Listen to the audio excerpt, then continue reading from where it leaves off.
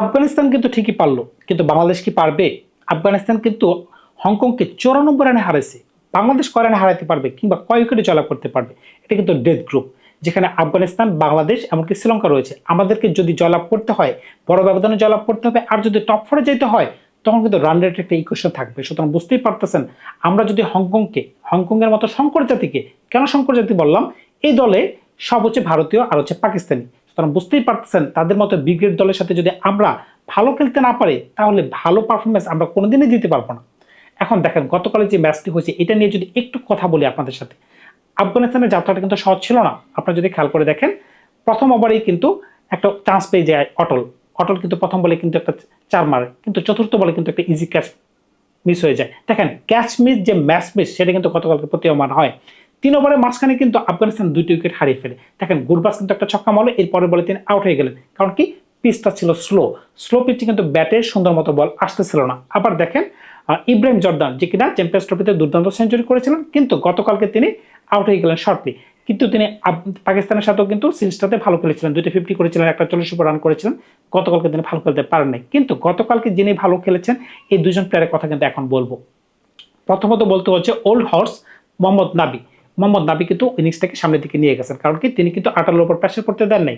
এক সময় কিন্তু আটাল খেলতেছিল 33 বলে 36 রান, বুঝতেই পারতেছেন রানে বল তিনি খেলতেছিলেন, স্ট্রাগলিং করতেছিলেন।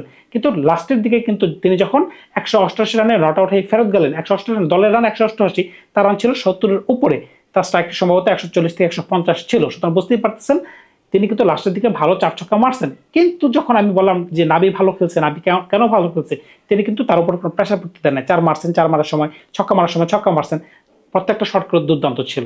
সবচাইতে ভালো খেলছে কে? আজমতুল ওমরজাই, যে কিনা 21 বলে 50 করছে। তার শটগুলো যদি দেখেন, ডাউন দ্য গ্রাউন্ড বলেন, কাভারের উপর দিয়ে বলেন, লেগ সাইডে বলেন, প্রত্যেকটা শট দুর্দান্ত ছিল, ক্লাসিক্যাল শট ছিল এবং পাওয়ারফুল শট ছিল, বড় বড় ছক্কা ছিল। এখন বাংলাদেশ কি পারবে? জাকির আলী কি পারবে? শামীম কি পারবে? সাইদ কি পারবে? লিটন কি পারবে?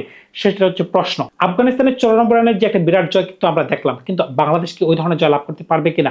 আমাদের দলের কম্বিনেশনটা কি হবে? এখন যদি আমাদের দলেরটা একটু সাজাতে যাই, আপনি কাকে বাদ দিয়ে কাকে দিবেন? তৌহিদ হৃদয়, যে কিনা 4-5 বছর ধরে বাংলাদেশ দলের মিডল অর্ডারের একজন সদস্য, এখন তিনি কি পারবেন তার জায়গা ধরে রাখতে? দেখেন, সাইফ হাসান কিন্তু দুর্দান্ত খেলছেন, যদিও তিনি অল্প ম্যাচ খেলছেন, কিন্তু তার ইম্প্যাক্ট কিন্তু ভালো। তিনি 400 মারতে পারতেছেন, তিনি বল করতে পারতেছেন, যদিও তার বলটা একটু সমস্যা মনে হচ্ছে আমার কাছে খালি চোখে দেখে, কিন্তু আমার কাছে মনে হচ্ছে 4 নম্বর পজিশনের জন্য তিনি ফিট আছেন।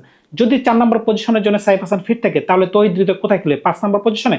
5 নম্বর পজিশনে যদি আপনি তাকে খেলান, তাহলে 6 নম্বরে জাকির আলী, 7 নম্বরে শামীম পাটোয়ারি, 8 নম্বরে আপনাকে খেলাতে হচ্ছে শেখ মেহেদীকে। 8 নম্বরে যদি শেখ মেহেদী খেলে, 9, 10, 11 তিনটা অপশন বাকি। আপনি একজন স্পিনার যদি খেলান, 2জন পেস বোলার, তখন কিন্তু আপনি 20 ওভার বোলিং করতে পারতেছেন না। এই একটা সমস্যায় কিন্তু আপনি ভুক্তভোগী। কারণ কি? আপনার কাছে কিন্তু আফগানিস্তানের মতো 7 থেকে 8 জন বোলার নাই, বা 6 থেকে 7 জন বোলার নাই। আপনি যদি ইন্ডিয়াতেও দেখেন, টপ 6 এর মাঝখানে অক্ষর প্যাটেল, হার্দিক পান্ডিয়া রয়েছে। সুতরাং তারা কিন্তু নিচের দিকে কম বোলার খেলাইলেও পারে, কিন্তু আমরা কিন্তু পারতেছি না। শুধুমাত্র শেখ মেহেদী বোলিং করতে পারতেছে। কোনো দিন আপনাকে শামীম পাটোয়ারি 1 ওভার বা 2 ওভার এনে দিতে পারবে, আবার কোনো দিন সাইফ হাসান আপনাকে 1 থেকে 2 ওভার এনে দিতে পারবে। কপাল যেদিন ভালো থাকবে, আপনি এই 3 জন পার্ট টাইম বোলার দিয়ে আপনি 6 ওভার আশা করতে পারেন। কপাল খারাপ থাকলে আপনি 4 ওভার বেশি পাবেন না। এটা আপনাকে ধরে রাখতে হবে। তার মানে কি? আপনাকে আরো 4 জন বোলার খেলাতে হবে। 4 জন বোলার যদি আপনি এই ধরনের উইকেটে খেলান, তাহলে কি আপনি পেস বোলার বেশি খেলাবেন? আমি তো পেস বোলার সাথে যাব না ভাই। কারণ কি? স্লো টার্নিং ট্রেকে আপনাকে রিশাদকে খেলাতে হবে, নাসুমকে খেলাতে হবে, উপরে তো শেখ মেহেদী রয়েছে, 3 জন হয়ে গেল। এখন পেস বোলার হিসেবে তো তাসকিন কিংবা সাইফুদ্দিন, এই দুজনের মাঝখান থেকে আপনি কাকে খেলাবেন? তানজিদ সাকিবও কিন্তু রয়েছে। কারণ কি? মুস্তাফিজুর রহমান তো অটো চয়েস। যে ধরনের ট্র্যাক আমরা দেখলাম, এই মাঠে কিন্তু আমরা 3টা ম্যাচ খেলবো, এই ধরনের ট্র্যাকে যেখানে স্লো বোলিং হচ্ছে, এখন কিন্তু মুস্তাফিজুর রহমান সবচেয়ে ভালো তুরুপের তাস হইতে পারে। কিন্তু এখন একটা মাত্র পেস বোলিং স্লটে আপনি সাইফুদ্দিনকে অ্যাজ এ বোলিং অলরাউন্ডার হিসেবে কি খেলাতে চাচ্ছেন, নাকি প্রিমিয়াম পেস বোলার তাসকিনকে খেলাবেন? সেটা কিন্তু একটা বিষয়। তাসকিনকে যদি খেলান, তাসকিন কিন্তু স্লো বল এত ভালো করতে পারে না, কিন্তু তিনি কিন্তু ভালো পেস বল করতে পারতেছেন। এখন পেস বল খেলানোর পরে যদি ব্যাটসম্যানরা যদি সুন্দর মতো 4-6 মারেন, হয়তোবা আপনি ধরে